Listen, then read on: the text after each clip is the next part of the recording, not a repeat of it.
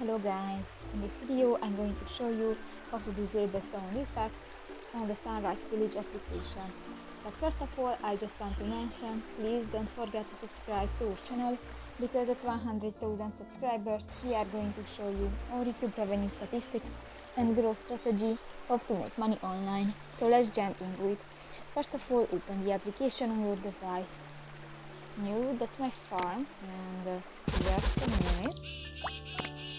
New, if you want to disable the sound effects, just go to the tool line at the upper bar of the screen and go to the second option, the settings. In the music and sound section at the right side of the screen, go to the first button, and if you want to disable the sound, just click that, and if you want to turn on, click that again.